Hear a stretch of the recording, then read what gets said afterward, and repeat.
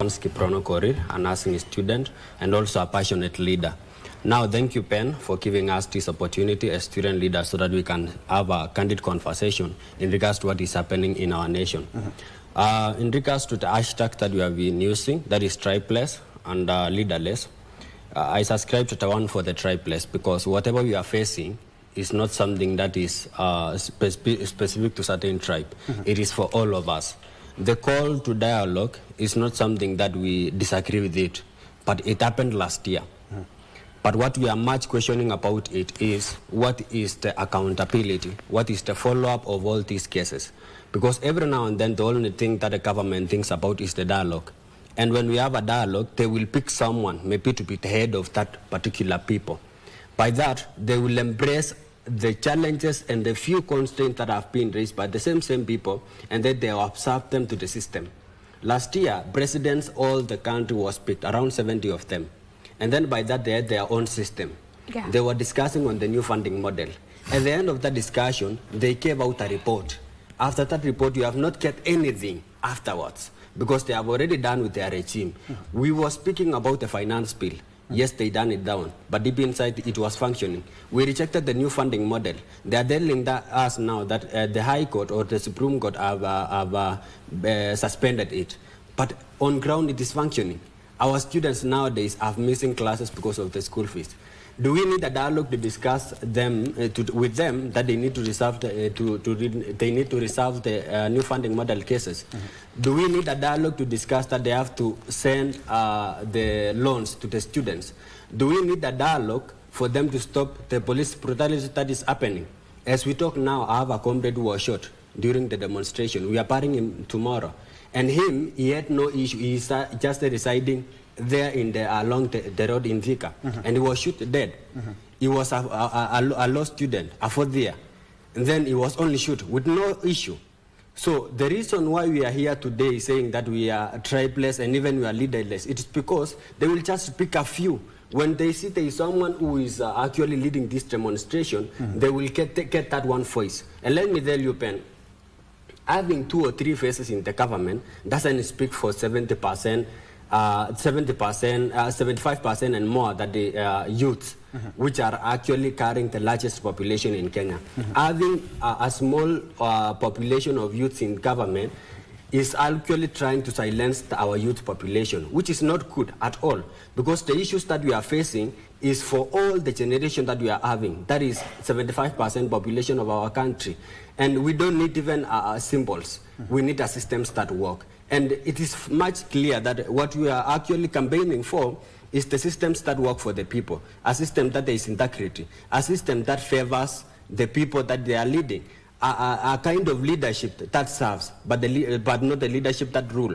Because whatever we are facing now, it's about dictatorship. When we come on ground and we say we need like this and this and this, they tell us that we need a dialogue. Once we have a dialogue, they know they will always succeed. Because at the end of the dialogue, they will have a few executives, they are given 25,000, they are given 50,000, they commercialize the same dialogue. At the end of the day, you will not get any justice. Whatever we are fighting for now is the justice to our comrades. Because majority of our students are actually on the streets. Majority of our graduates are actually on the streets. It is unemployment, the economic frustration.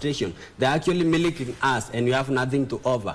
They have already started taxing us even when you have not started doing any job. That is the kind of system that you are facing now. And the Gen Z or the current generation that we have are the people that can't be silenced. Even if you will pick 2 or 3, even if you will kill around 100 of them, they will still come back and say, no, this is a no and system is failing. It is time to change the system that they are working on, because the only thing they think is to recycle the leaders that they are having. And we will be talking about leadership, because at the end of the day, we cannot just keep on talking about the youth being the leaders of tomorrow. You want to be leaders now. So how do you group yourself? We'll be talking about that. But let me pick Carl Peter's mind in regards to the dialogue, because at least I have had an opportunity to hear what the two of you have talked about. And you do not want dialogue, you want action. Carl Peters, do you share the same thing? Thank you so much, Ben. Well, I am Carl Peters Ogal, and I am the president of KBC University. And previously, you just said KBC University is Kenya College of Accountancy. Yeah, so I would like to correct you on the same. Yes. It is not an abbreviation. KCA is a name. it is KCA University that way. Yeah, Yeah. no So, abbreviation. yeah, there have been misunderstandings every time. But every now initially and it then. was that. Yeah, it was, but then Yeah. it is not. Yeah. It is KCA University. You see, sometimes you find everyone asking you about what is KCA University in full. No, it is not an abbreviation. All right. It is a name. Okay. Well, so thank you so much for having me here. And today we are talking about a generation, Gen Zs, and we're talking about dialogue. So Yeah. my view on dialogue is that the country needs dialogue, but it has to be done differently. You understand? They've been doing dialogue for how long? How many times have we been doing dialogue? Is there any change? They say you can't be using the same tricks to get a different result. And that is exactly what the government is doing. They pick few people whom they dialogue with. They pick, let's say, the political leaders, not actually the people on the ground. They pick the rich. They dialogue with the rich. They don't dialogue with the people that are facing the real issues. So there have been dialogue. Well, since I was born, I've been seeing dialogues. But then, where's the change? Sure. There is no change. Well, if you see the Gen Z revolt that started last year in 2024 during the finance bill, what has changed since then? We have been going to the streets. Does the government learn? No, they don't. You will face the police brutalities, they continue. There is nothing that is changing. The taxes, they continue. Like, so you see there is no need for dialogue. The government should know that we don't need leaders that speak for us. We need leaders that speaks with us. Sure. You see, we need to be involved. Well, you see, this is a generation that we don't wait for the future. We drag the future into the present. We won't wait for the government. We don't want to wait for the... You see, right now there are commercial activists everywhere. They make a lot of noise. They are singled out. Then they claim there's a dialogue. Whereas the people that are facing the issues, they never dialogue with that. So we are asking the government to involve the real people that are facing the issues, not just dialogue with the leaders. You need to dialogue with the real people, which is the wananchi. Yes. Let's go to governance. It's a good thing that you don't want dialogue, but you want action. Yes. At least there's a solution to that. We don't want dialogue, we want action. Exactly. All right, let's go to governance. And I'm looking at the 2027 polls that are coming. And I'm expecting for the first time in the history of Kenya, we'll be having a lot of Gen Z leaders. The one thing that you have said, and it has resonated very well with Kenyans, is that you're tribeless, you're leaderless, and mostly the tribeless issue. You're always talking about the Mount Kenya, we're talking about Murima, we're talking Yes. about the western, we're talking about the coastal vote. But you have said, Yes.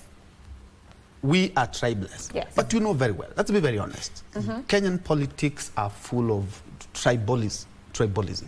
Okay. How do we change this narrative from the Gen Z so that we may also incorporate other Kenyans as well? I'll give you an example. So my name is Dana Makena Kimathi. Me being called Makena Kimathi, I am a lady who was born in Ukambani. My dad is from Kamba, but I was raised in Meru County. After whatever happens in every family happened. You understand? And at the same time, I have a region of mine which has grown up inside Nairobi. So when we say we subscribe to the tribeless agenda, that meaning it even resonates deep inside ourselves, our roots, that we are yet to identify our roots. Because that is the generation which was behind us, what they did. So at the end of the day, what we, the young generation, are asking for, I have happened to work with various political parties. That is Wiper Democratic Political Party, and currently I am the National Deputy Secretary General of United Patriotic Movement, which is an upcoming political party. So at the end of the day, what these the young youths want, it is not only to be in the ballot. The ballot carries around 3,000 and something. We also have other parastatals these youths can be inside. When we talk about the youths, we are not talking about a 10-year-old child. We are talking about a person who is from the age of 18 years to 35 years. This is a person who understands what a policy is. This is a person who understands what it is to run even such a media, such as KBC station. So at the end of the day, we should stop pushing the youth inside the youth cocoons. Yani, the only seat the youths can occupy in their lifetime, it is anything which is abbreviated to the youth. These youths are the same people you have expected in every company, in every parastatal, to be implementers. They're the same youths in every place. They have been the think tanks beside every upcoming company. But now what do you want? To push the youths inside the corners of them as the youths. To push the people with disability inside the corners of people with disability. Yet these people, they have minds, they have demonstrated every now and then coming up with the innovative plans. They are the same youths who have given us answers to critical moments. But here we are. We don't want to listen to these youths. We want to sit down and tell them they are the leaders of tomorrow. When is this tomorrow, Troy? Yeah, and I want us to narrow it down because you know very well that our governance and politics are so tribal. I have no apologies in saying that because we have seen even the political parties formation. We can say that there is an element of tribe in many political parties without naming any party. How do we change the tribalism that the Gen Z have so that we may put it in our governance as Kenyans? I'm not a youth, at least I'm not a youth. So at least I'm one of the people you should be drumming up support for the tribeless thing so that our politics might not be political, tribal in 2027. How do we navigate this? Exactly, and that is what we are doing apparently. We have refused at any point to subscribe to the phrase which says, wewe ni wa Murima, wewe ni Mkale, wewe ni wa wapi. We see each other as youths, people of same issues, as a Gen Z tribe. That is our tribe at the end of the day. So at the end of the day, it starts with, it is a mentality thing that every change comes with disruption. That is very true. And if it is now the time to change the navigation of our own politics as they are.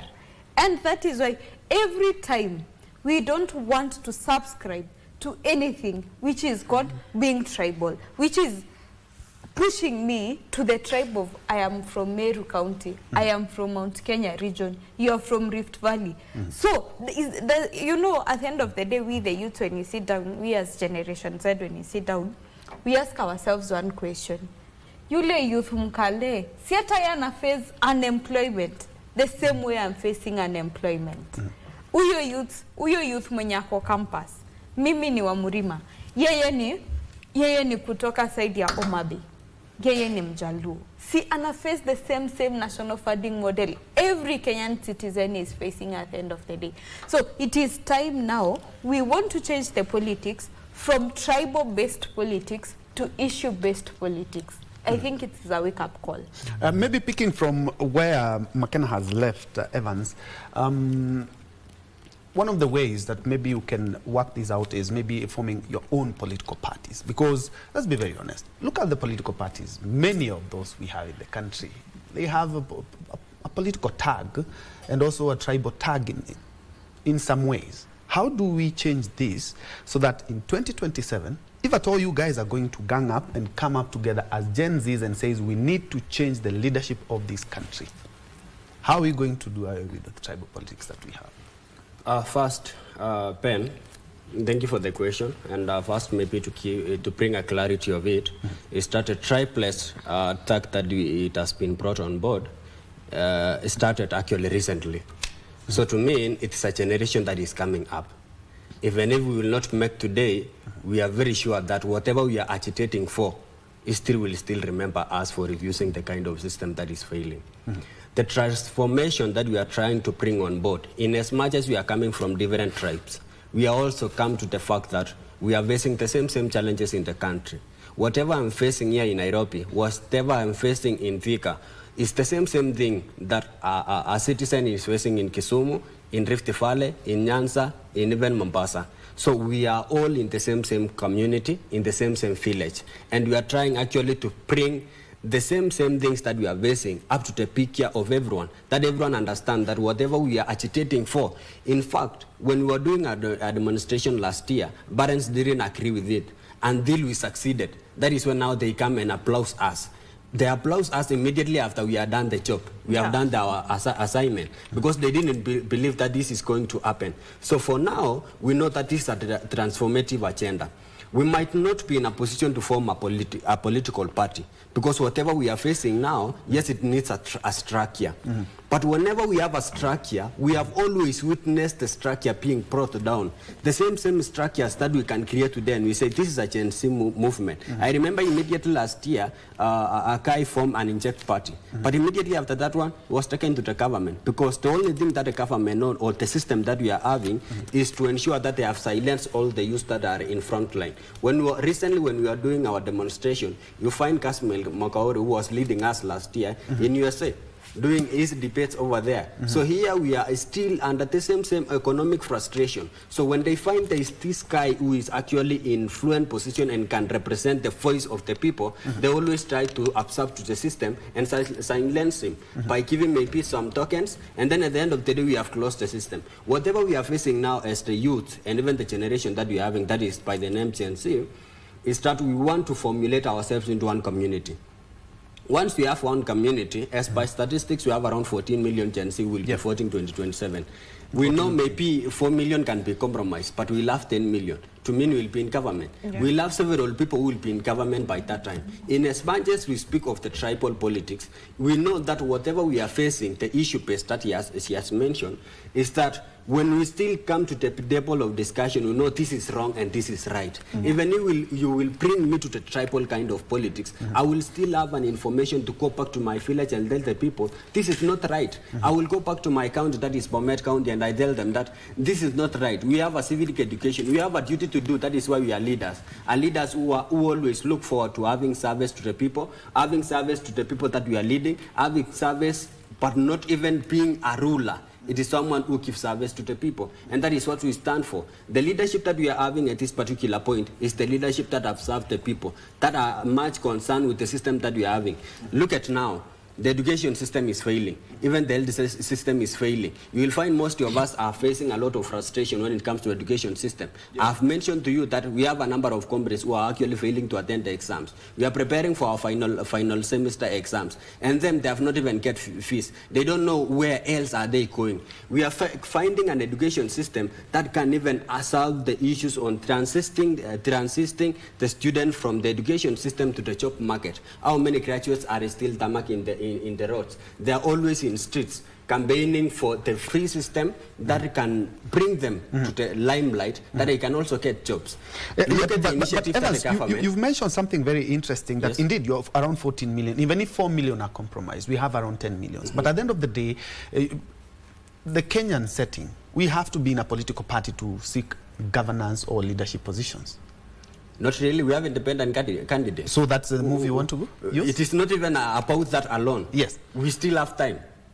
We still have time to have our own decision, because the moment we decide now we have this political party, they will try all their means and to bring down all these things. We still have all of this year. We still have next year. We need to put your cards to your chest. Because the moment we show it on the public, they will know now this is their own direction. Let's now serve through this leader. By now, we still do our own things in our own home. You will take as many as you can, but you will still find us intact. Still perpetuating the same kind of thing. We are always on street demonstrating, but that is the kind of demonstration that we'll be doing during election. You will find Dikaron is normally full when it comes to demonstration.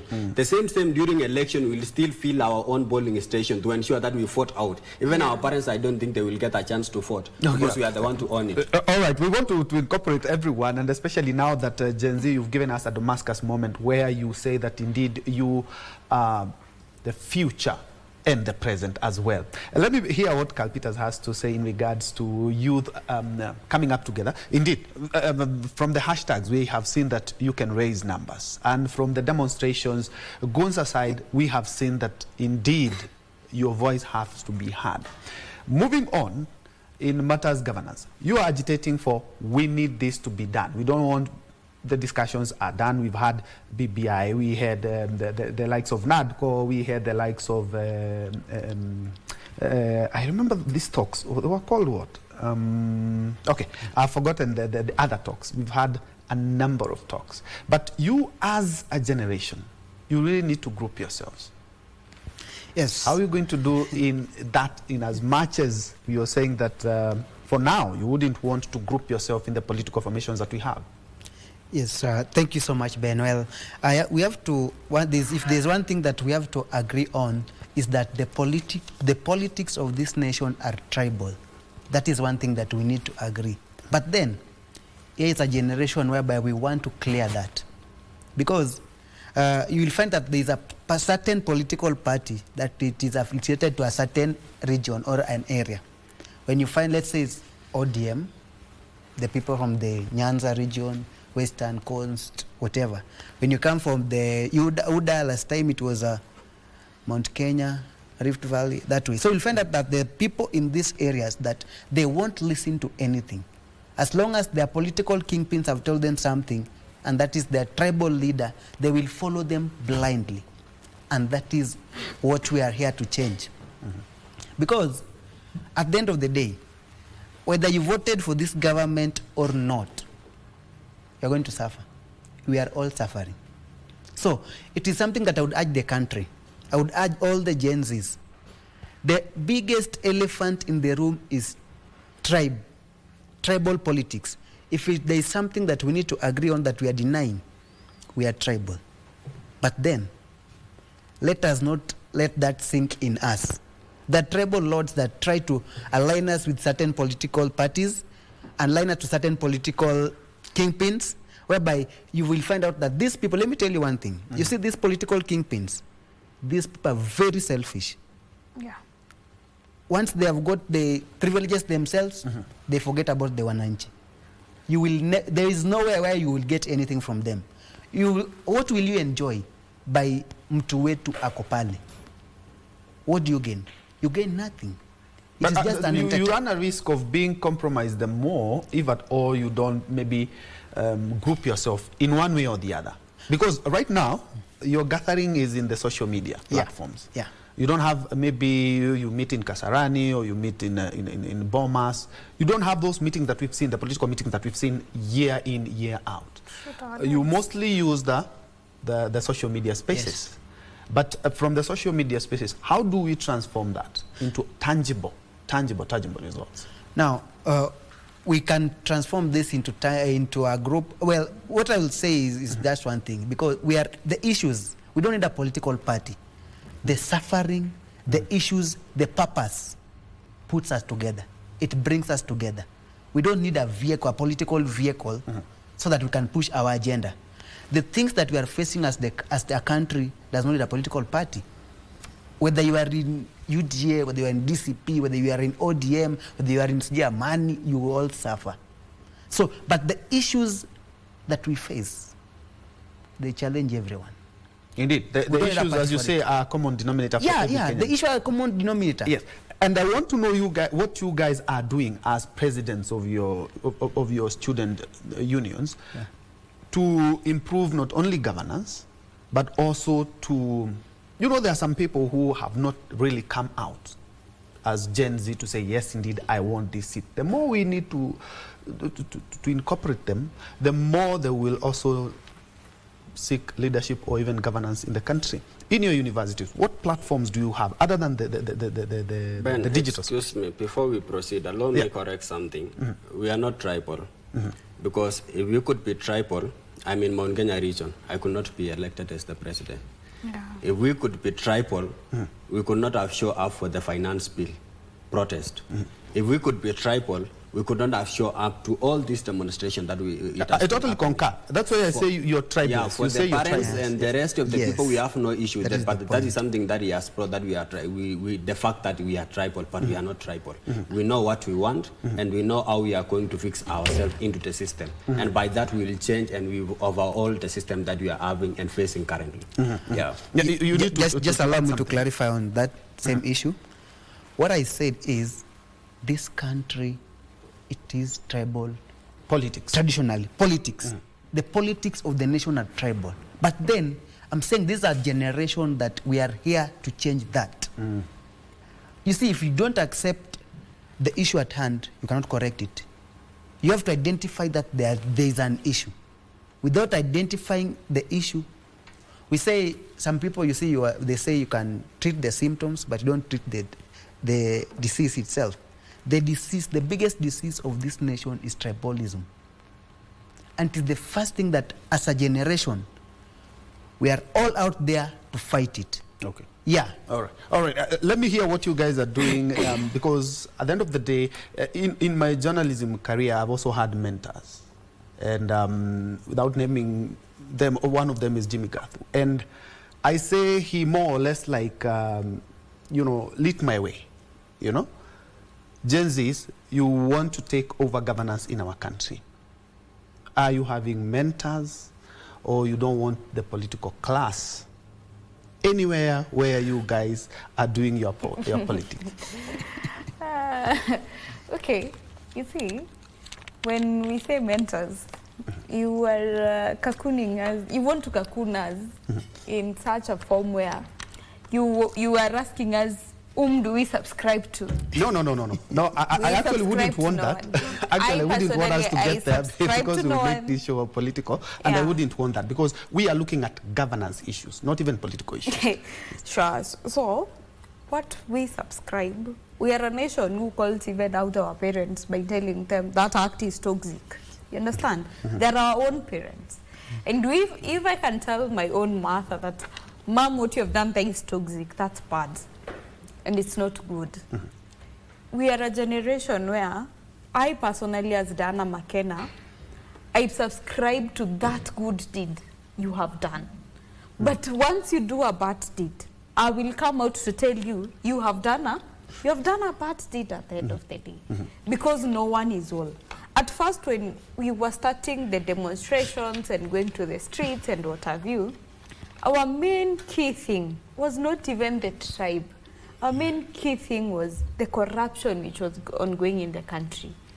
The panya routes where the tax money of the common mwananchi was entering inside too. That was our main cry. But corruption has been there, McKenna. Corruption has been there since. Relax. That is the language now we want to change of it has been there, so there is nothing which can be. No. I'm not saying we cannot end corruption. There's something which can be done. You're saying you are against corruption. We have been against corruption, but we have seen the efforts that have But now we want action. Look at this point where people are flaunting out shoppers everywhere. People are flying. Every day they are supposed to be serving Kenyans, but their work was flying outside. Yeah?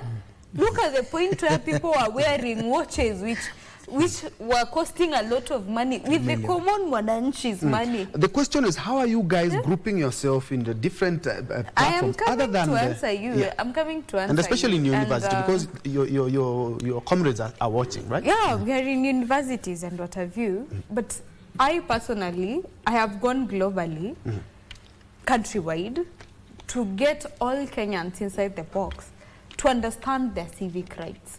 Once a Kenyan person understands that that politician you have set there is not a highly profiled person, but that person is your employee. That person is paid by your own tax. You don't have to beg. One, you don't have to beg for decent life. You don't have to beg for better policies. You don't have to. It is your rights. And once you educate Kenyans about their rights, about the certain leaders, the certain attributes they have to look inside before electing a particular leader, that is something which is upcoming. Like, for example, I'll tell you one. In Meru County, we have come up with something which is called the Meru Sisters Convention, where we are trying to make sure the 2/3 affirmative rule, we are not achieving it by nomination. Because you have realized, by nominating these people, their work is to go and be stupid in parliament. I'm sorry, but some of them are being stupid in this parliament. Yeah. No, it's just the truth as it is. You understand? So at the end of the day, it is good we sit down and elect these people. Not only the women, we have still come up with dialogues where we have to capacity build the youths themselves to make sure they enter in the ballots, not only as an aspirant, but as potential candidates who are up to win this thing.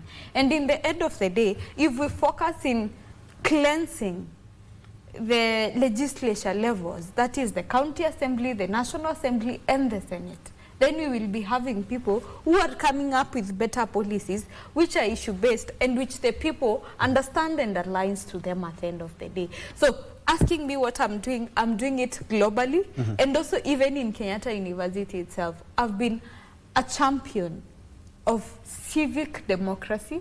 I've been a champion of right democracy as it is, because I believe a good democracy is justice to its own people. Because this is where you elect someone who aligns to your own agenda, someone who understands, someone you can question at the end of the day. If you are elected by the people, make sure, back of your mind, that these people of yours one day, they will come back to question you. Yes. Evans, Yes. McKenna has mentioned something quite important on civic education, and we saw what happened last year during the finance bill. It was even translated, and even people would do some TikTok videos explaining them in our local dialects. Other than civic education, and what exactly are you doing as a student leader at Mount Kenya University to create more awareness to your comrades in regards to governance? The good thing is that you have said the common denominator is that things are not working the way they should be, or the way as the Gen Z you would like them. Thank you. Well, whatever I'm doing in Mount Kenya University is actually something which incorporates everyone. Number one, I've done leadership forums. We did season 1. Recently, last week on Friday, we had season 2. Season 1, we were discussing on leadership and governance, where I invite all the student leaders across the universities, colleges, and technical institutions, and then our students in MKU. And we invite Akesti, of course, to come on board. Last week, we had also our own season 2 leadership forum. And in this forum, we had more than 20 universities, student leaders, presidents, and the cabinet members, together with our students. And those coming from polytechnics, colleges, and even all the universities, they were in. When we come together and network and we interact and we pass now these messages that we are facing as the young generation, at least they have found the same denominator that we are speaking about. They will realize that there is something that we are facing in MKU. There is something that the same comrade is facing in Machakos University, the same in Buana University, the same in Laikipia University. So when I bring all these people together and have a discussion, a candid discussion on leadership and governance, they will still have the same civic education that she's speaking about. It is the same knowledge that we are getting in our university when we come together and we have a discussion. Because not all of us are exposed to the current situation and trends that we are facing. But we bring together all the students, we inform them that this is the right channel that we are going to have. We normally have the forums that bring together all the universities, through even the association and the clubs. That is when we have all those discussions. When we are discussing on demonstration, the protest, the police brutality, they normally call me and we go and discuss with them. Through that, we are mentoring also our own in our universities, so that when we are done with the university, we will still have the content that this guy one day told us this is not the right thing. The police brutality that we are facing today, the same comrade that we lost when we were university, we need to fight this same system. So if today or 2027 you will find 200 MPs, member of parliament who are Gen Zs, let me tell you, they will overhaul the entire system. Because them, you see the picture of the nation that these people are looking for. They are expecting a Gen Z to run for the president. That is actually ironical. They might not even find a Gen Z running there, but they will find us, because we know the system is not only on the political side. We have even the KRA, we have even the healthcare system, we have even the education system. Sure. These are the same system that we are speaking all about. We have the treasury. We know that if in case we show our interest in the position at the top, they will still they will still kill us, they will still intimidate us and even threaten us. But for us, we look at this point where the governance will still start from MCA, from MB, from Senator, the most political point where policies are being implemented. That is where we are targeting. Once we are there is when now we can now rule the nation. Because when you are a member of parliament or you are a senator, it means you can govern the nation. That is the thing that we are thinking about as the Gen Z. As a university, we are also nurturing young leaders to also come to the consent that they need to speak. They don't have to be silenced, because no matter how many times the government will kill us, no matter how many times they will sell fare unto us, no matter how many comrades will be killed on streets, they will still know this is not the right thing that we are fighting for. Last year we did it and we succeeded. Even this year we have done it and we are still succeeding. Next year in 2027 it will be our time, because we have been waiting for a very long time. Actually, for now we are not living. We are just surviving. We are just survivors in the streets. So we need to tell them that it is your time to pack and go. We need to take over and show you this is the kind of leaders that we need. You see Ibrahim Traore, how he's doing a lot of things. He has even reduced the salaries for the first thing he did, he was to reduce the salaries for the politicians. The same thing we are facing in this current system that we are having. Politicians are given more money. And then the teachers who are teaching in higher institution and even in primary school, the ECD, they are not receiving money. And you'll find these MPs, they are having a lot of cars when they are traveling for this economic empowerment. You will find them tell me about Asla Fund initiative that was happening. They gave out 500, 1,000, 50,000. At the end of it, where is it at this particular point? That was not an opportunity for the youth. It was just a money laundering kind of thing. Because these people are turning us to be the slaves. The Hustler Fund is still functioning. It is functioning, but tell me on your records how many people have been assisted, which are the working businesses that has been started through the Hustler Funds. All right, I do not have those statistics, but for clarity is that it's not yet dead yet. It's still working. Then why was what was the main objective? Because it is not serving the need that we are having. Why is it that after it's not serving the needs initiative of the youth? Okay. Yes. Why is it that after them initiating the Asla Fund, it has not assisted our youths? We are still finding more than 50,000 of them graduating every year, but they don't even get a job outside. Yeah, to be honest, it needs a lot to be done, right? Of course, there are a lot of things that needs to be done. So for us, we are trying all our level best as the young leaders so that we can also pass this civic education to our students, to our colleagues who believe in us. And once they have trusted in us, like find me in Mount Kenya University, I'm leading 62,261 students. In all these universities, if in case they will do the same of civic education in our level, then we go back to the community. Let me tell you, it is much easier for us to change the tribal kind of politics. And we have a system that works for everyone. We have a system, or we have the kind of leaders that are ready to lead and to serve on the front, but not the people who are coming and threaten us and to rule us. We are not in that kind of leadership that you find you are superior than any other person. You will find an opportunity to kill them when they speak out. Carl Peters, your colleagues have mentioned indeed civic education as one of the, let's say, the beacon of hope, and especially when it comes to the Gen Z, because the good thing is that most of the Gen Zs are well learned. I'm looking at another weapon that you guys need, and that is the ID card and the voter's card. You bear me witness, you've seen during elections where the youth, you know, they are there, they're mobilized, they do everything, but at the end of the day, they do not go to the ballot to vote. Because looking at the statistics of 2022, majority of the youth did not vote. Actually, those who had ID cards did not register, were more than the votes that won the election, meaning that if at all the Gen Z come out, register as voters, and decide on the president of this country, you can change this country. Yes. Thank you so much, sir. On the issue of civic education, I just want to clarify the same on that. Yeah. As KCA University, I'm the president KCA, and whatever we usually do, we usually have monthly leadership forums. These forums, we usually tunazieka online, so that we can be able to access as many students as possible. Well, KCA, we operate on 4 campuses. We have the main campus there at Ruaraka. We have a town campus here in CBD Monrovia. We have a campus in Kitengela and one in Kisumu. So we have the council campus leadership committees from every campus. So what we usually do is that there are weekly forums whereby the CLC leaders, they hold their meetings within their campus from all the campus. Then we do it monthly now to combine everyone. We usually tell them about the matters that are rising in the country, the current affairs. Like we were talking, like the last month we talked about the police brutality. Because one thing that was stressing me and is being a concern is that as a nation, we have been protesting for around 1 year now. But what does the government learn? They don't learn. We die every day, nothing changes. And you find out that people are really making reckless statements. The CS, and there was an MP, and then previously the president. He said, shoot on the leg. So you find out that the Gen Zs, this generation will not need to go to a political rally to dismantle a policy. You would say how they have dealt with the shoot the leg thing. They just have dismantled it through memes. The memes have dismantled that thing until the president had to explain himself.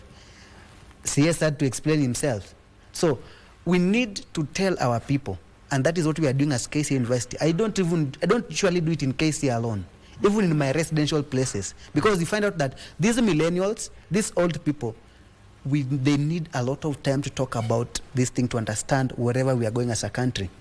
Wherever I go, I live along Thika Road. Whenever I'm with the people around, I usually engage them in political discussions and matters affecting the nation. When I go back home in Homa Bay, Karachuonyo, I meet people, the youths.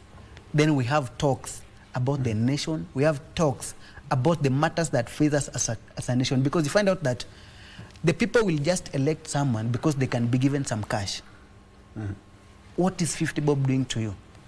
What is 100 bob doing to you? Whilst you suffer for the next 5 years. Have you also included the fact that they need to get their IDs and also their voter I'm just coming to that. Recently, there is we were talking with the USPAC chairperson, that is Alan Chacha, and he was telling us that he had a proposal. Now, you see, now the IEBC is now constituted. We are negotiating so that the campuses can be used as centers whereby people, the students, can usually take their votes and register as voters. Because if we can capture these students, we have to capture them through the campuses. And whenever I talk to the students, I usually tell them, you see, we can just make a lot of noise, but then if we don't vote, if we don't take the IDs, then we're just going to suffer. Because you see, this is a democratic country. If we have to push this government out, we're going to push them out through the ballot. It has to be done democratically. And the only way we can do that is to ensure that Gen Zs wamechukua kura as many as possible. And in as much as we push the Gen Zs kuchukua kura, we also talk to our parents. We also talk to these older people, because it is them that does not seem to learn. If they have that political kingpin, they believe whatever he says is right. Well, I can tell you about I was a IEBC clerk in the last general election. And you will find out that someone would tell you, an old person, they won't care whoever they are electing. They come and tell you, mimi nataka watu wa ODM. Hajui any one of them. He can't see, he can't write, he can't read. But he tells you, nieke Raila na watu wake. What does that mean? And you find out that these people there's inadequate civic education. Yeah. And even matters governance. Yes, that is why when I'm at home, we ensure that we talk even to them. We tell them, you see, there's nothing that you gain by just voting someone because they belong to a certain political party. When you vote them because of their political parties, they will not work. They will work so hard to please their political leaders. And whenever they please their political leaders, you don't get a service. And whatever matters to this generation is service delivery. Do you know why the country is in hunger, the country is mad? It is because the systems are not working. All right. Ladies and gentlemen, because the interest of time, I would like to pick your mind on the systemic issues of governance that you would want addressed now. In as much as you have said it's a year plus since you started your demonstrations and the clamor for good governance. Right now, as we speak, which are the systematic or the most important that you would want addressed as a student leader? Thank you. In this case, I'll not talk only as a student leader, but also as a youth who represent a massive community, that's the Meru community, and also And also as given the mandate by a political party to represent them. One, when the government was taking power, it really knew our issues. They did try, because their campaigning manifestos was inside there. There was free education, there was employment for the people, there was industrialization, there was a lot for the people themselves. But now, the government does not understand, apparently, the issues of the youths. It's sarcastic at the end of the day. So there's no political goodwill in the issues. Yeah, exactly. There's no that political goodwill, because at first you already understood the problems we have as a nation. You gave them in your manifesto. Everyone had high hopes, high beliefs inside the government itself. They knew a savior has come. Little did we know. So at the end of the day, especially now I'll speak as a student leader in campuses, the national funding model for our students inside these institutions. The students inside these institutions, they have, wengine wametupa shule, sasa niongee lugha yenye inafahamika na kila mtu. Wengine wameacha shule, wameenda kufanya kazi za bodaboda, wanauza smoky, because education has become a luxury. Is that where we want to be at the end of the day? How can education become a luxury? A basic need. When we said it was 844, it was supposed to be a basic need for every Kenyan child outside there. All right. So let us kindly, the issues of employment, education, and health. Can we kindly look upon those issues? Evans, and those parastatals? which are the most pressing issues, both as a Gen Z and also as a student leader, you would want looked into? In as much as you clamor for this, Diana has put it very well that we are lacking political goodwill. These things we should, you know, I believe ever since that we had free primary education from 2003 and secondary education, we should have built on that. Almost 20 years, actually 22 years later. Which are the systematic issues that you would like, of governance, that you would like addressed? Well, thank you. I will start by giving the few examples that the president has done, which is actually things which doesn't make us happy at all. We are having several graduates on streets.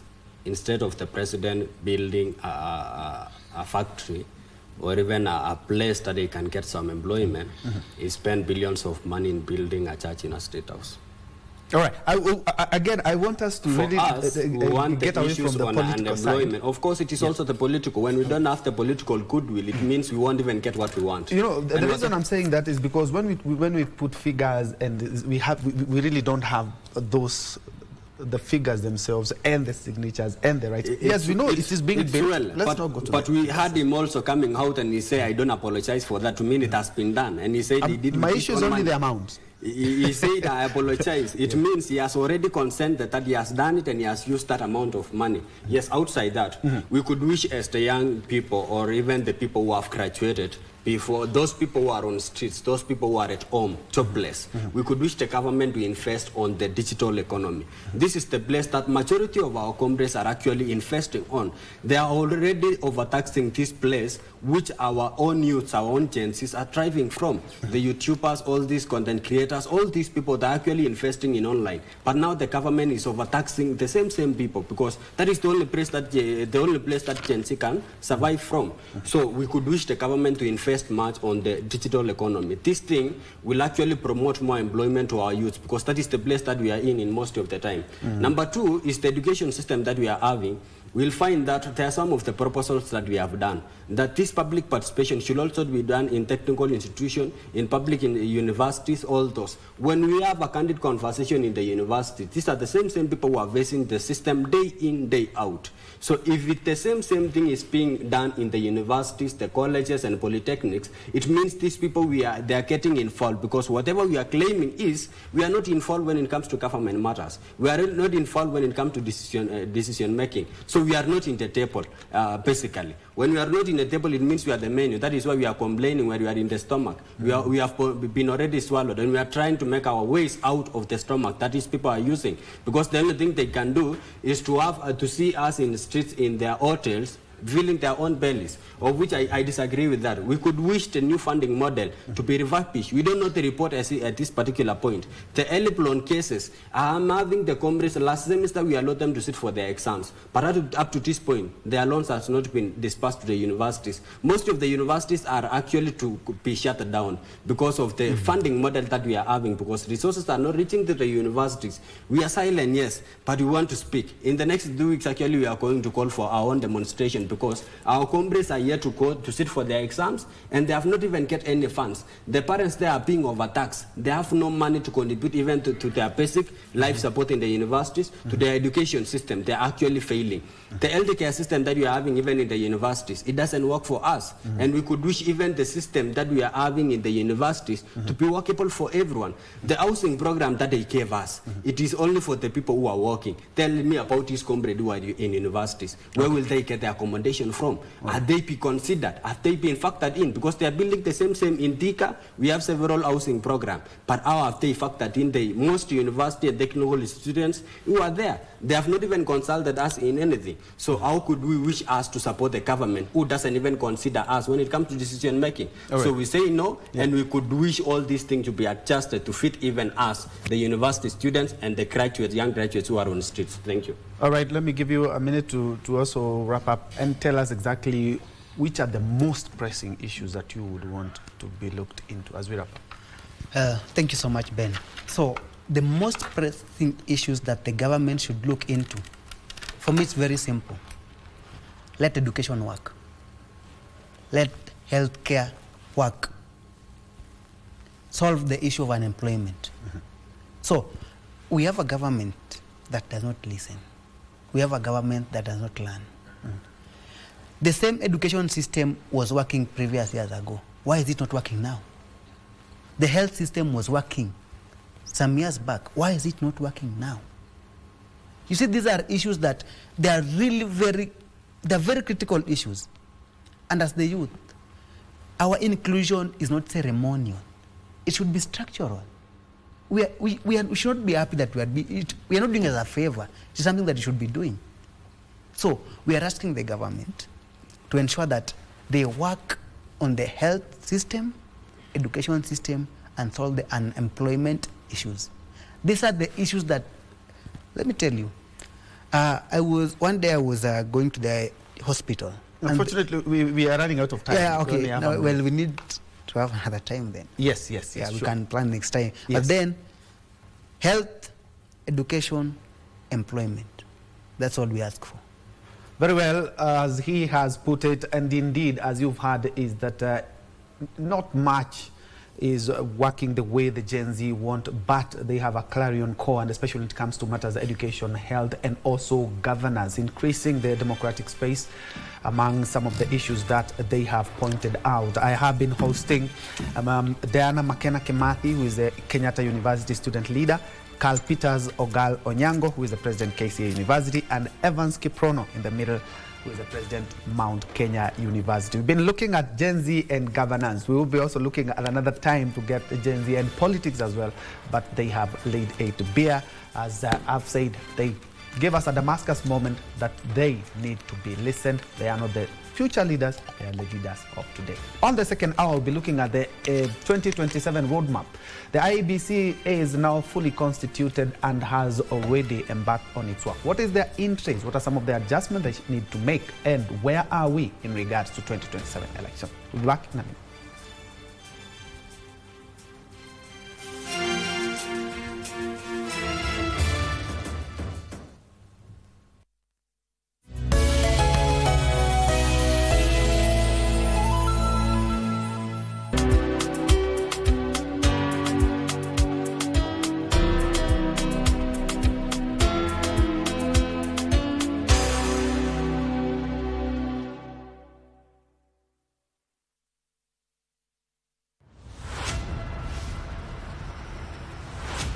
Women's Africa Cup of Nations, Morocco Feel the pulse of a continent, where Africa's fiercest women warriors clash for glory in the Women's Africa Cup of Nations 2024. Africa's top teams, one crown.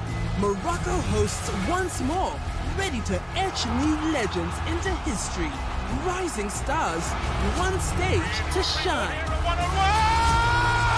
And it is the Copper Queen.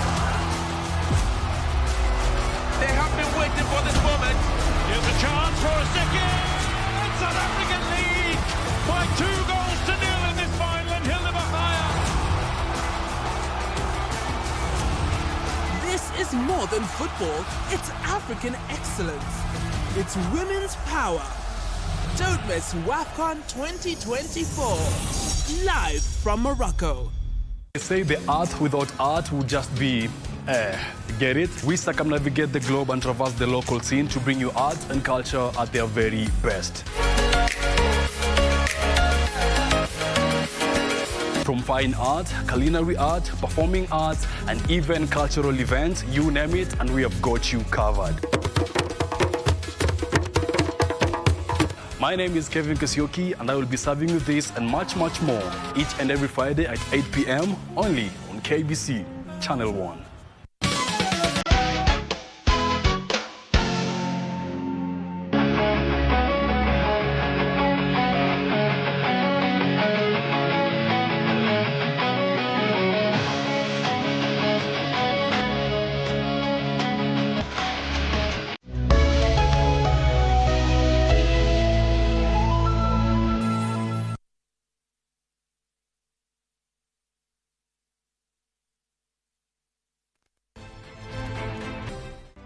Gilbert Kabere Njue, who was born in 1926, joined elective politics in the 1974 general election when he won the Meru Central Parliamentary seat, which would later in 1986 be renamed South Imenti Constituency. Prior to that, Njue, armed with a bachelor's degree in agriculture from the University of Reading in the United Kingdom, had worked as a land consolidation officer in the Ministry of Agriculture and later became a planning officer in the same ministry before resigning to join private sector. Njue was appointed Minister for Tourism and later held same capacity in Agriculture, Energy and Health Ministries. During his tenure at the Agriculture Ministry, he oversaw proposals to establish irrigation projects in some dry parts of the country through the National Irrigation Board. One such project was the Mitungo Irrigation Scheme at the boundary of Meru and Tharaka Nithi counties, which was key in addressing food security in the area. Njue is also credited with initiating water projects and the Meru College of Technology, now Meru University of Science and Technology. He was re-elected as an MP in 1983 and appointed Minister for Health, where he was credited with expanding health facilities in the country. He was later transferred to head the Ministry of Energy. Njue's name was adversely mentioned in the Miller Commission of Inquiry set up in 1984 by President Moi to investigate the conduct of Minister for Constitutional Affairs Charles Njonjo. This led to a demand in Parliament that Njue resign from his position, but President Moi defended him. Also in Parliament, he was accused of receiving a bribe during his time as Minister for Health, though these accusations proved false. During the 1988 general election, he won the newly created South Imenti parliamentary seat and was appointed Assistant Minister for Research, Science and Technology.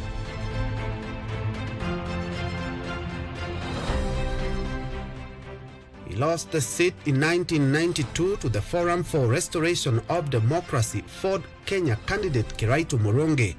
Njue retired to his rural home and led a quiet life until his death in November 2017. For the Cabinet, I'm Ben Troy Njue.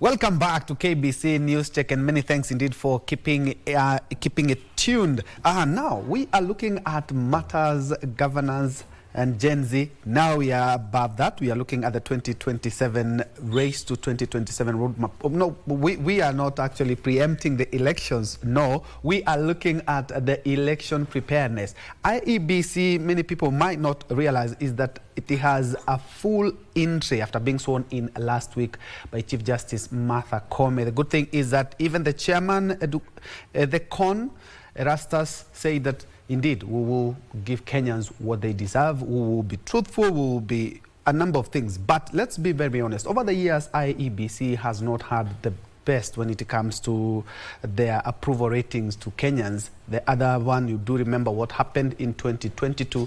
And something that has irked a lot of Kenyans is that we have stayed for almost 2 years without an electoral body. What are the consequences? One, the boundaries delimitation. We also have a lot to do when it comes to voter registration and verifications. We also have by-elections, Banisa, and a number of constituencies as well, including Mbere South, are yet to be conducted. So IEBC, with all fairness, they have very, very tight schedules. And remember, the general election is just 2 years and a month away.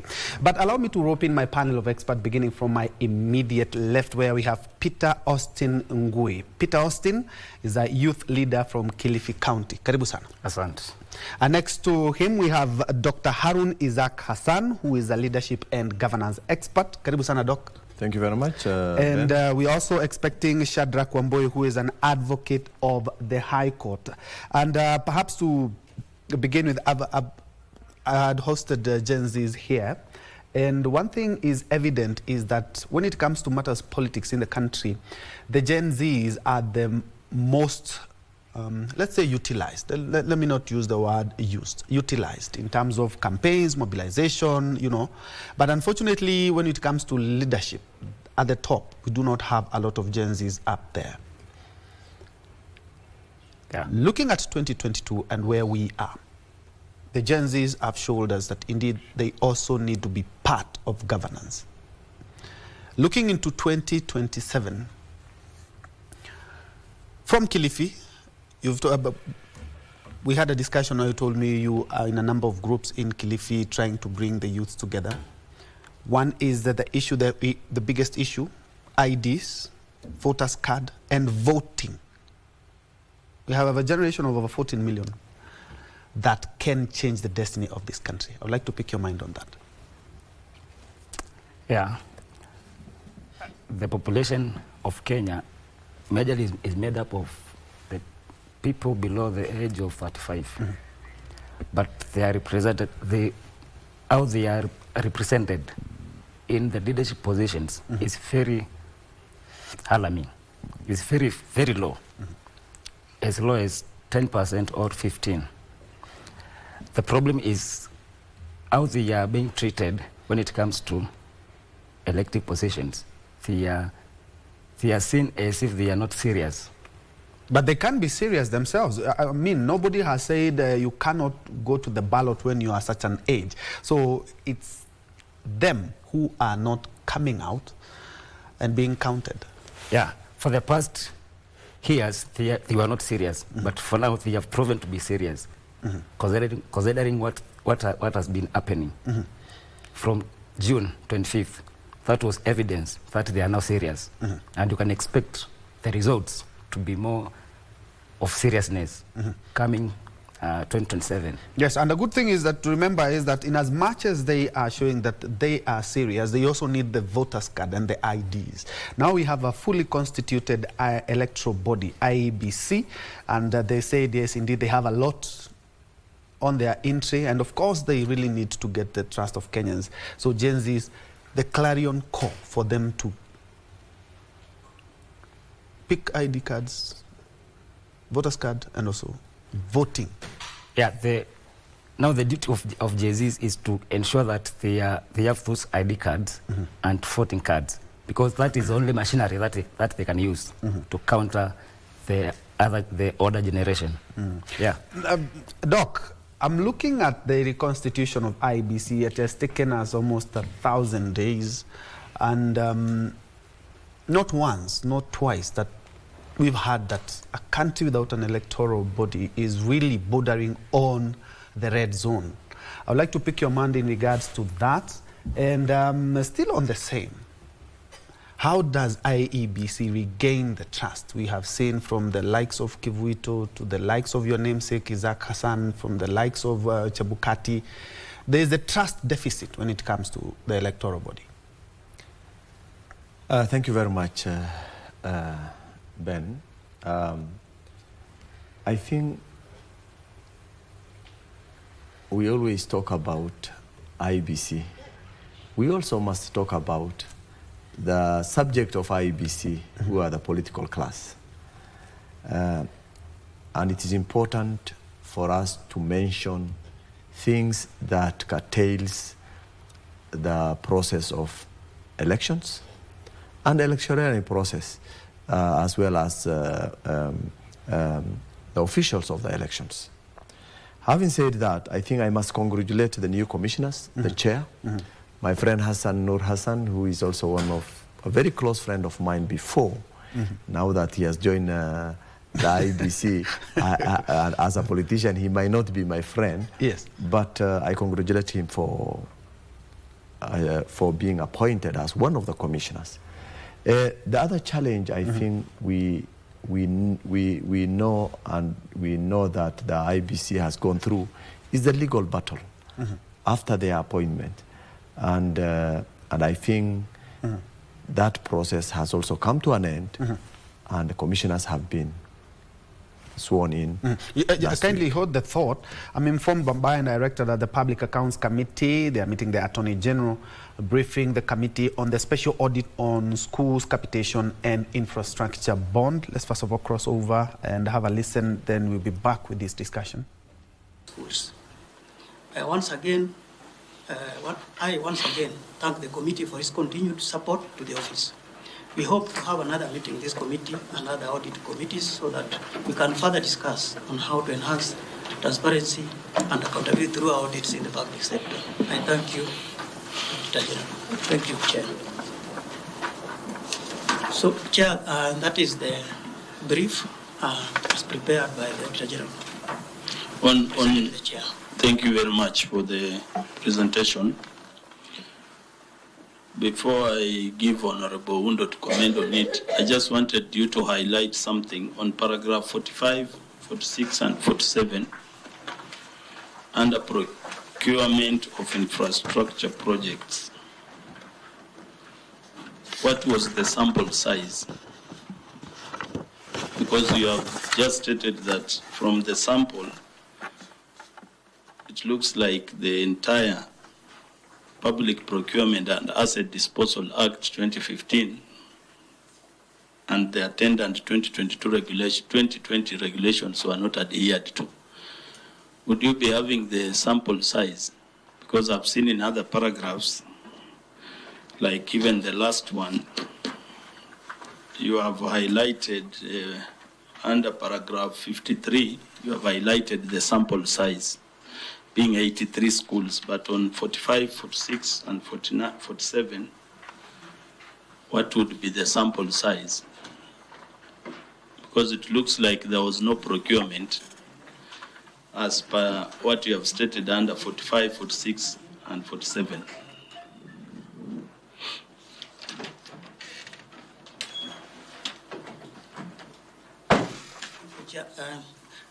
Let's check because we should be having the data on the sample size, because this was just a brief. Yes. Yes. Okay. Yeah. Dr. Undo, you have any comment? Okay. Yeah, let them conclude the consultation.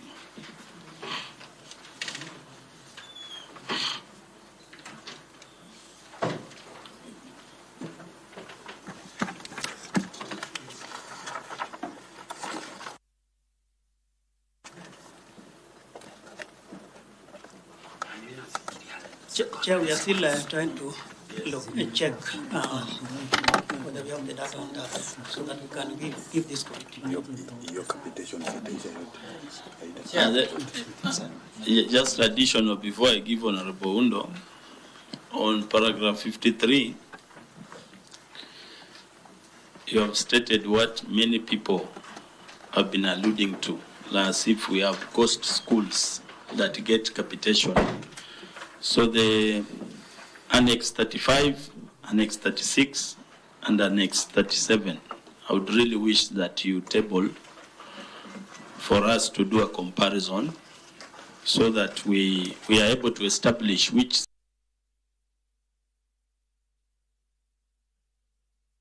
capitation, even amounting to 11 million, the way you have stated, we have one, you are stating around 800,000. We would like you to give us the annexes so that we are able to cross-check. Chair, of course, apart from this one on that is paragraphs 45 to 47, which we are still trying to look for the details. Yeah. The others are in the annex. They are annexures which are in soft, which we can share with you. They are not in hard copy. Okay. Yes. Thank you. Yes, Dr. Undo. Of course, the audit has revealed what we get briefed by our schools on daily basis. That the very nature of name is the way it was designed. It was designed to defranchise or disadvantage some sections of this country. And that's why you find in many cases, the number of children in NMS, many cases are actually half the number of kids enrolled in secondary schools. And probably when we look at your recommendations, and I remember, Chair, I think the State Department came here, gave us some long stories, how they're improving the system. We hope this historical injustice will one way or another be addressed after we review this special audit. And I hope we'll have the courage to go to those who have been the architecture or architects of this systematic failure, because it's by design, it's not by happenstance. It's by design, and we must punish those who design the system to make it fail to favor some people. Chair, probably also it's so important, these ghost schools, I hope the schedule, as you said, will give us the names of the ghost schools, and they will be related to the exact person who pressed the button to disburse the funds and where the funds ended. And that must be a very heartless Kenyan who should not deserve to roam the roads and the streets and the wilderness of this country. Thank you. Yeah, so Auditor, before I excuse you, because I think you have done the summary, it's upon the committee to look into detail of it. But that has been the public, the PAC that are meeting the Auditor General in regards to the special audit on school capitation and infrastructure bond. Our Bunge team are currently on that committee bit, but we will be giving you a little bit more in regards to that a little bit later. But we continue with our conversation. Just in case you joined us, this is KBC News Tech, where we are looking at the roadmap to 2027, bearing in mind that now we have a fully constituted IEBC that has taken us almost 1,000 days or 2 years plus without the IEBC. But the entry is almost full. Boundaries delimitation. I don't know whether we still on course for boundaries delimitation because we are supposed to have done that a little bit earlier. We have by-election. We also have voter registration, verification, cleaning up the records, and also we are still waiting for the 2027 election. Doc, apologies. Before we crossed over to the Public Accounts Committee, we were speaking about the trust, and I'll rephrase that question again. And beyond us filling the gaps of the chairman and the commissioners, what structural and also operational reforms are required, essential, to regain public trust? Because, as I said, we've had an issue with the IEBCs that we've had. I think the roadmap is very clear. With the now IEBC leadership in place, we expect the leadership to draw clear schedule or roadmap for all the things that are before them in order for them to conduct a successful election. One important thing is that at the end of the day, IEBC leadership will take the responsibility of either a failed election or a successful election.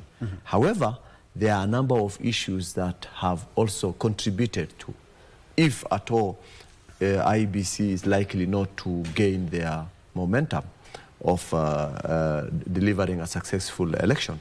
One is the issue of the legal battle that you have seen all through in bringing on board the commissioners and the chair of IEBC.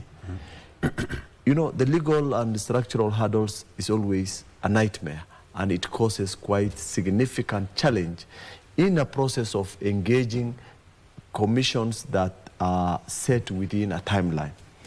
The second thing is, of course, the funding shortfalls that has been talked about quite often.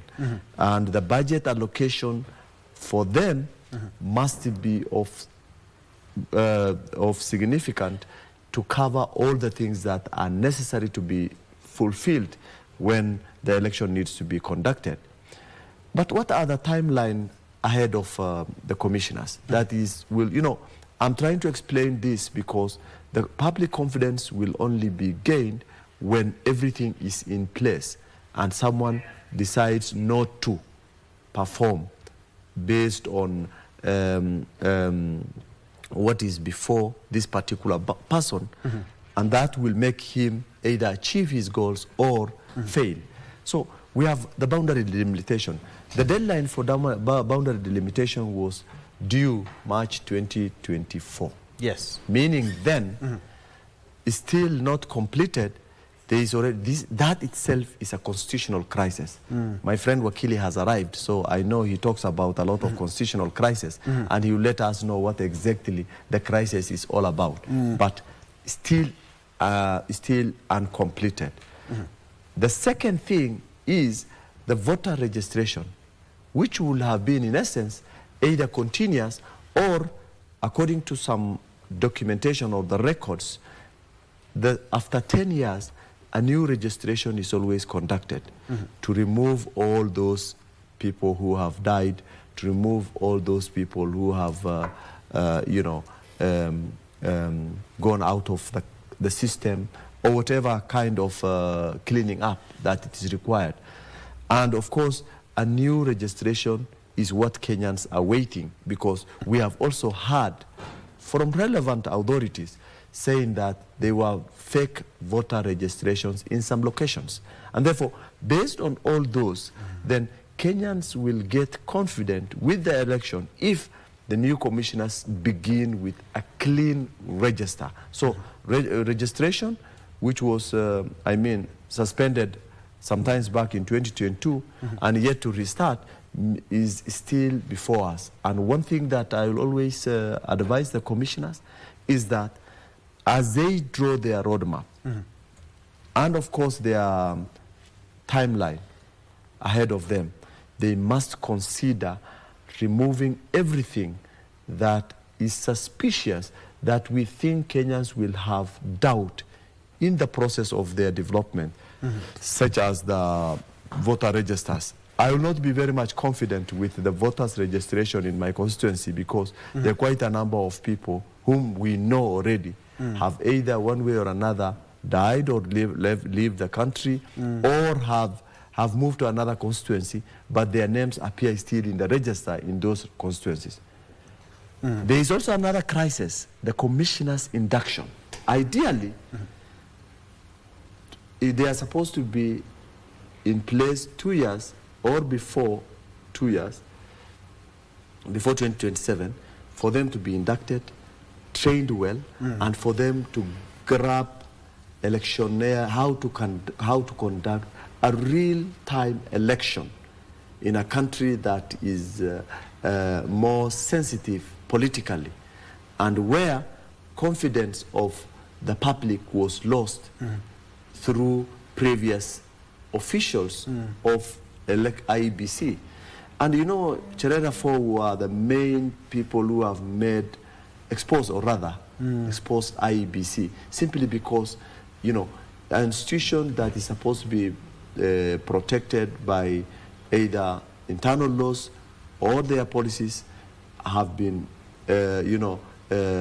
left, has been exposed by the people who we thought were really the people who are supposed to be trusted in the process. The other, of course, commissioner's appointment now has happened. Yeah, 2 years. And we'll be looking about staggering the yes, commissioners. Of course, 2 years, yeah.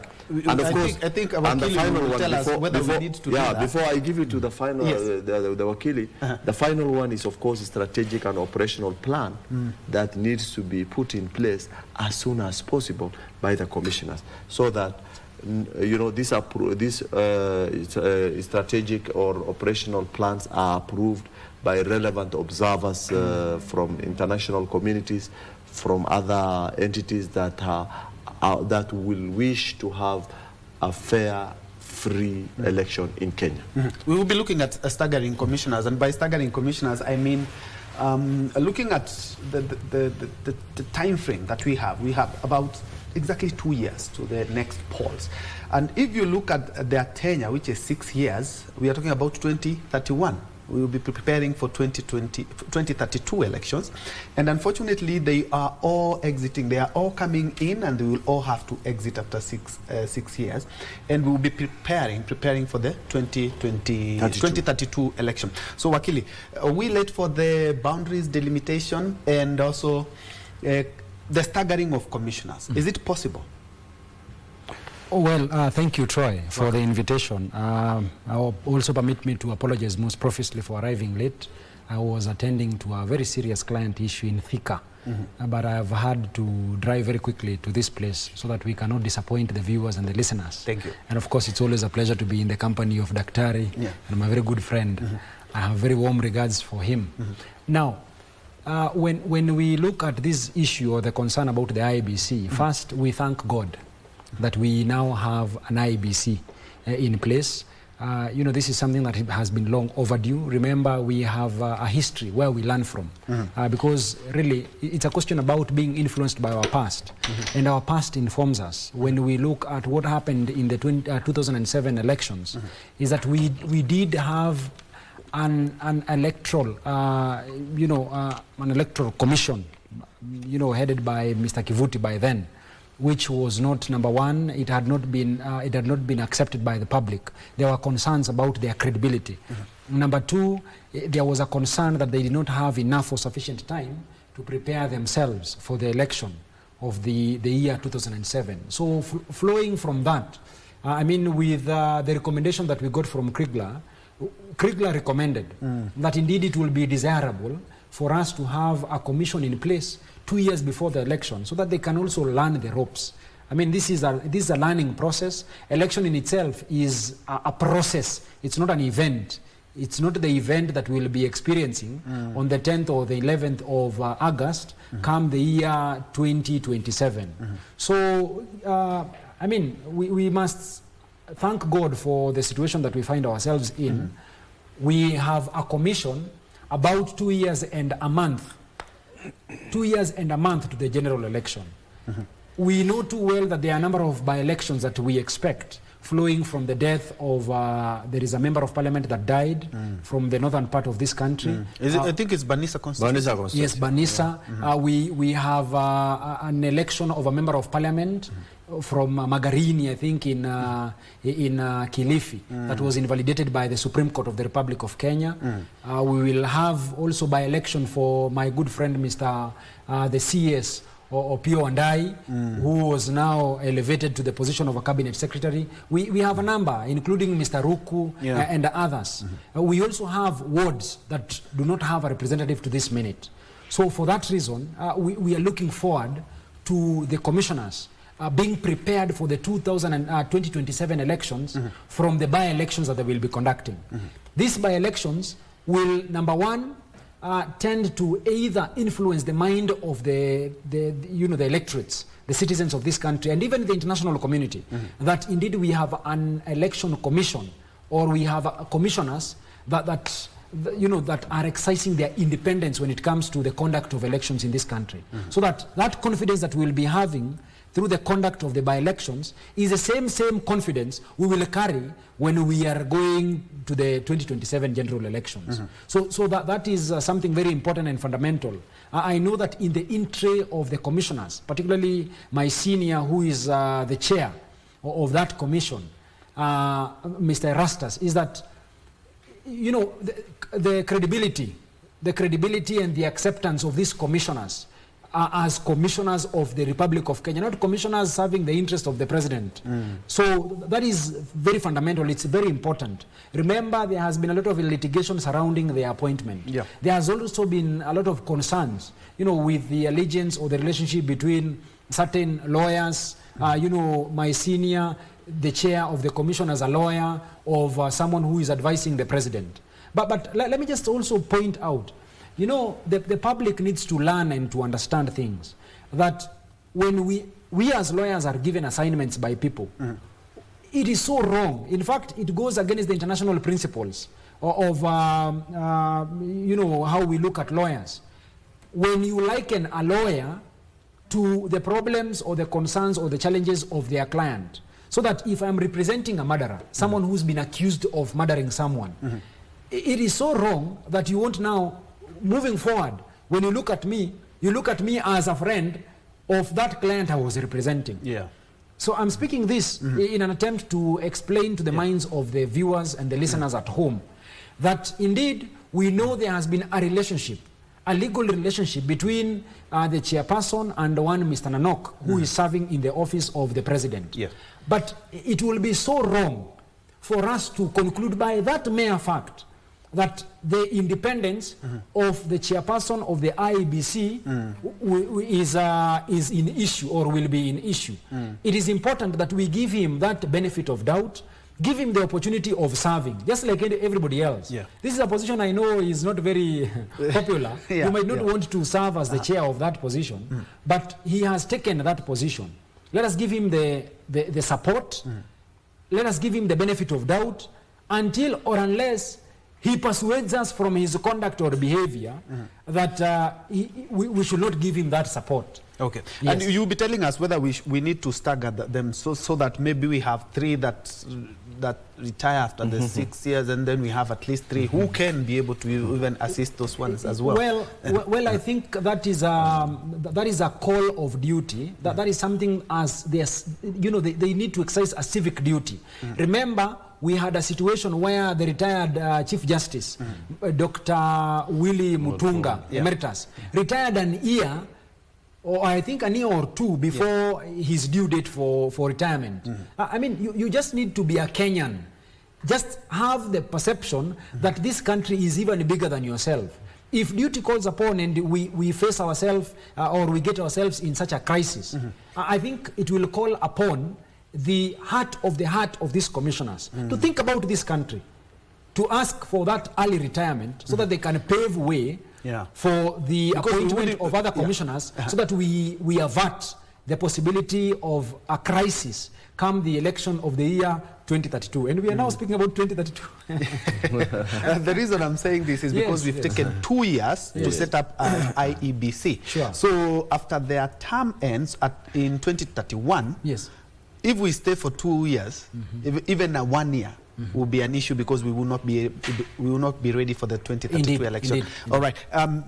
Coming to you, Austin, I'm looking at the youth and what sort of civic education or what measures are you taking, and especially from Kilifi, to sensitize the youth on their rights as voters, on their rights as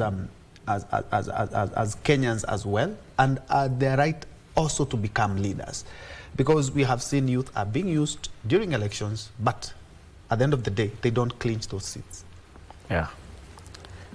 Very nice. First of all, the youth must understand their duty in Kenya, not only during elections, but before elections. Before elections, they should take their responsibility and register as voters. Take IDs first, then register as voters. Educate their fellow youths the importance of having those voting cards, taking the responsibility of going to polling stations and vote for their leaders, which they think they will work for them. Not only that, after voting, they should ensure that their votes are protected. The rigging that has been witnessed in the past, in every year during elections, should not repeat itself. So it is their responsibility to ensure that their votes count, and they should not depend on IEBC to give them the results. They should be there to witness and report directly to the people what they have, the results that are out. And the same way we see vehicles having speakers and talking about, oh, vote for Daktari, vote for Shadrack Wamboi as the MP. Are you doing this sensitization to youths? Which means are you using? Because we have seen that the youth are using technology and matters. In that case, we are using technology because for now, even during protest, you have seen what they have been doing. Technology is the best way to for now. We are under digital, not analog. Yes. Yeah. So, yeah, I'm saying this because at the end of the day, we were in a digital era, but we have seen the youth come out in droves, you know, to accompany waheshimiwas, you know, and to rally and even amass numbers. They are very early in key polling stations, but at the end of the day, they don't vote for their own. Now that was past. Now we are looking at the present. Okay. Yeah. That's a good one. Okay. So it is now for everyone's responsibility. Yes. To ensure that they do the right thing. First of all, by educating their fellow youth, the importance of voting and the importance of protecting that one vote. No vote should go where it should not be. Yeah. No rigging will be witnessed in 2027. I think so, because what we have witnessed since June 25th, that reveals that rigging is coming to an end in Kenya. All right, and still picking from where you've mentioned, it's a good thing you brought that up, because my next question to you, Doc, was the challenges that IEBC must try and waddle in the next at least 12 months, because in the next 12 months will be a year to the general election, and I'm quite sure we have done away with the by-elections, and if the boundaries, the limitation, if at all we can be able to squeeze that in. And one of the biggest challenge I think the new IEBC has faced is some of the sentiments from our leaders. There's a woman rep from Njue who talked about rigging, and IEBC, I think that was the first statement that the new IEBC issued in regards to matters elections, and said that no, those sentiments were unfounded and IEBC remains truthful. What are the challenges are we able to navigate through in the next at least 12 months? I think first, I think I wanted to add a bit of what our young youth has said in regards to their role in the 2027 election, is how best they prepare themselves now in terms of voter registration. He has mentioned issues of IDs, and of course, in a sober mind where they go and decide who becomes their leader. That way, they will have no one to blame other than themselves if they don't do so. Because history teaches us that our youth are used to handouts. Whenever a politician comes, they want to be given handouts. Handouts compromises your decision.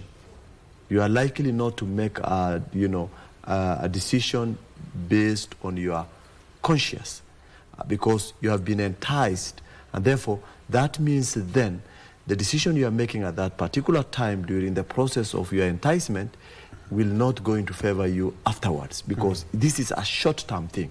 So therefore our young generation, our young men and women, I think they need to empower themselves and bring on board leaders that they think are worth to be in office to address their issues. Coming to election, IEBC and the challenges likely to face, and of course, our political class, as I earlier mentioned. In the election process, we have the political class and we have the referees who are the IEBC officials or the commissioners. We always point finger at the person who is the referee when you are when you have failed or when you are not the one who has been declared as a successful one. That is normal and common with human phenomena. It's a normal that if you are told you have gone into a competition or a race, unless it is the sport one, the marathon, where you see the person is running ahead of you, you are running behind him. If you can't catch him and he hits the line, the final line before you, he has won, and you cannot complain there. That is based on your strength and how best you can. So elections have a lot of complexity in terms of how some electoral officials behave when they are conducting the elections. What is that? One, each and every election official has a link to either a politician or a family member or a region or a person that he thinks will going to benefit him or carry out his interest. Based on that, you will always hear there will be a rigging process. But now, if the president is the one to appoint the commissioners, but the commissioners have gone through a vigorous process that constitutionally allowed for them to be subjected to, then I don't think if that will tell or inform anyone that the president will going to rig based on the commissioners who have been put in place. First, they have a responsibility to work and do what it appertains based on the oath they have gone through. That's why you are being told you will be sworn in. Swearing in is not a very Islamically fast. I don't know whether other people will want to take it light. As Islamically, swearing is something that can take you to hell if you don't go by that book. And therefore, if you know that, of course, I believe all other believers are like that, and Kenya is a country where religion dominates. Okay. I tend to think they will have to go by their oath. Secondly, the issue of rigging has happened in many places, but this has been compromised by the system that was put in place. I mean, you can conduct rigging at the polling station by coercing the voters so that they vote for you, or you go into the line, pay them something. That's already also rigging. Okay. But electoral IEBC officials have no window of rigging, particularly at the commission level, because all the elections are conducted at the polling station. So it's a matter of you having your agent at the polling station to make sure that nobody steals your votes, if at all there are votes being stolen. All right. The times are gone when votes are being stolen, because we used to have physical votes that we drop them in a box, and sometimes people bring other boxes and fill them in. Now you have the record, you have the digital one, and you have your agent who is next to you. As long as your agent has signed the document, whether someone has rigged in favor of someone else or not, and your agent has confirmed, he is the person who represents you at that particular point, and whatever he says is what makes you believe that the process was fair, free and fair. All right, and because of the interest of time, Wamboi, what concrete action should IEBC take to also incorporate and inclusive engagement to all? Because, as I said, that was a very good show of power when they say that whatever politicians are saying, that is not what we're going to do. And do we need any amendments to the Election Act? Well, not quite. I think there are certain priority matters that the IEBC should be looking at. First, and I want to commend them for doing that, is the question about their credibility. So coming out very clearly and distancing themselves from the sentiments made by the Wajir women representative and other leaders. I mean, we've been hearing this from everywhere, that zisipotosha watajaza. So that is a very good show. Coming out very strongly to defend the independence and the credibility of the commission is very important for us to give a very good, clean bill of health to what will become of the elections of the year 2027 and the by-election results that we'll be experiencing. Secondly, there is a question about the delimitation of boundaries. That is also a priority issue. Yep. Remember, the law has given them, or the law prescribes, the Constitution prescribes, that this delimitation of boundary must be done within 8 years and not more than 12 years. So the last one was done in the year 2012, March 2012. So that the 12 years takes us to the year 2024. So flowing from that, and knowing too well that the reason why we did not have the delimitation done within the required timelines in the Constitution is because we lacked the commissioners in office. So the advisory, the petition that was filed before the Supreme Court, seeking an advice or the advisory opinion from the Supreme Court on what we should do next, noting too well that we are way past the deadline, we did not have the commissioners, we should be advised on the way forward. So we will be looking forward to the Supreme Court exercising its wisdom. And we want it to be done expeditiously. The reason being is because this delimitation of boundaries cannot be done, lawfully speaking, 12 months before the election. So it means it must be done between now and next year, a time like this. Yeah. Otherwise, we will risk now having confusion when it comes to the voters. Yes, the voters will not even know which constituency, which ward they will be voting from. Yes. So that is important as their entry.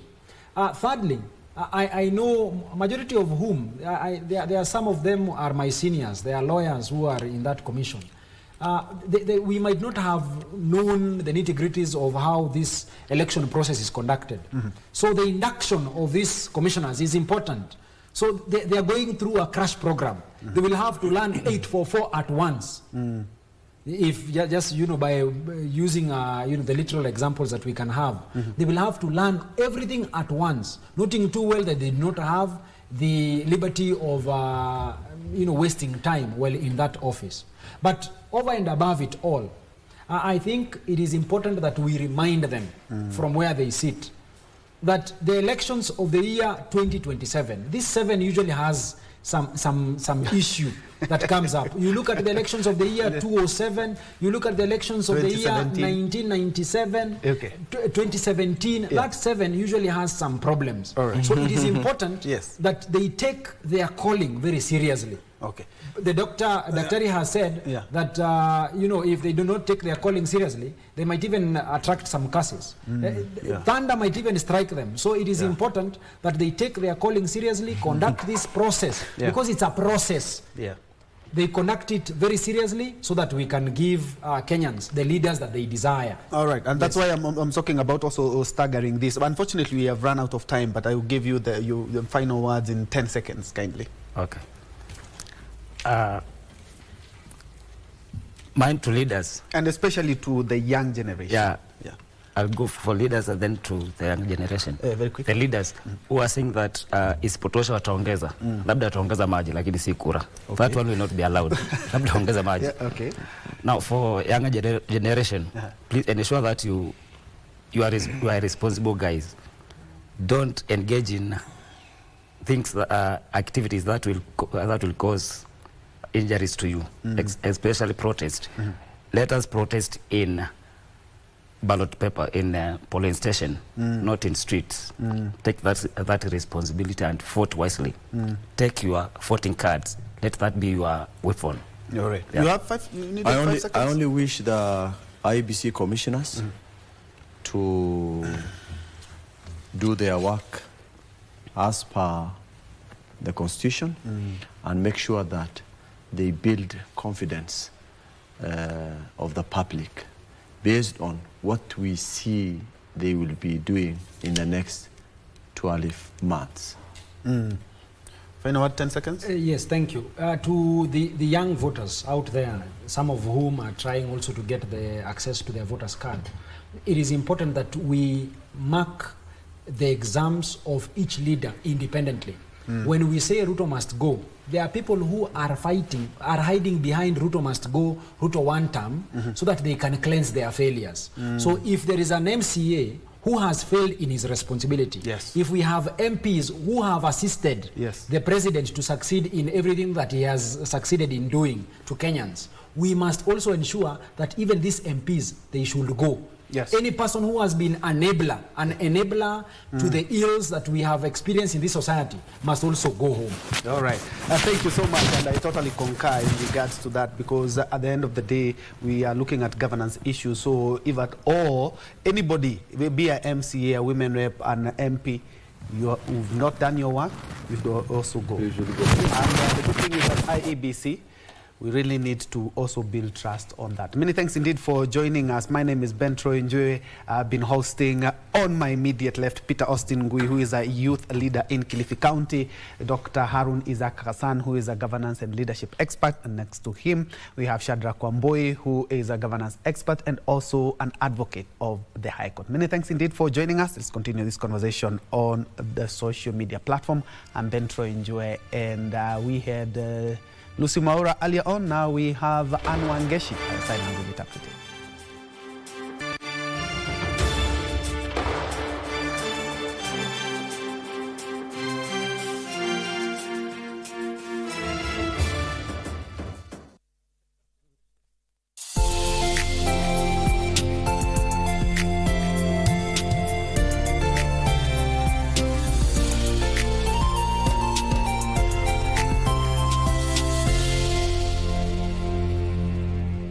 Using a face scan to open doors, smart locks make that possible. Being allowed to take your next exam only after passing facial recognition, some universities in India are already testing this. In China, facial recognition is used to control payments, access to buildings, even behavior. This technology is no longer futuristic, it's already here. And while it can be helpful in some situations, it can also be dangerous in the wrong hands. Let's take a closer look. Facial recognition is used for many different purposes. In some cars, all I need is a face scan and the position of my seat adjusts automatically to my personal settings. If I'm tired or distracted, a warning system notices. The software tracks my eyes, my arm movements, and even when I yawn. Clearly, it's time to take a break. Banks also use biometric data to identify customers. Some ATMs are now testing face recognition. This might sound safe, but some scammers have already found ways to bypass these security systems. Using biometric data for identification is controversial, especially when the data can be accessed by state institutions. When authoritarian regimes use facial recognition software, the need for clear laws becomes obvious. Misidentification, vague rules around data collection, and a lack of transparency are major concerns. In China, the government stores its citizens' biometric data on centralized servers. In Xinjiang province, this data is used to monitor the Uyghurs, a predominantly Muslim ethnic minority. A vast network of surveillance cameras tracks people's movements. The United Nations has already called this use of surveillance technology a crime against humanity. In Turkey, police officers use body cams equipped with facial recognition. This allows them to identify individuals in real time. Officially, the technology is meant for identity checks, but critics worry it's actually being used to monitor activists. Under both Turkish and EU law, this kind of sensitive personal data is subject to special protections. That means police need a legal basis or explicit consent to collect it. At protests, though, that's often not the case. And the accuracy of facial recognition is also under debate. If 10,000 or 20,000 people show up at a demonstration, lots of photos will be taken. Some with faces partly covered, people packed closely together, poor lighting or awkward angles. In those cases, the facial recognition system may struggle to identify people correctly. So it's quite possible the error rate will be much higher than normal. And someone who was nowhere near the protest could end up being fined. Being convicted of something I never did sounds terrible. Yes, artificial intelligence is great at analyzing huge amounts of data, better than humans, and might even help identify suspects in a crime. But facial recognition does have its limits, especially when it has to rely on blurry surveillance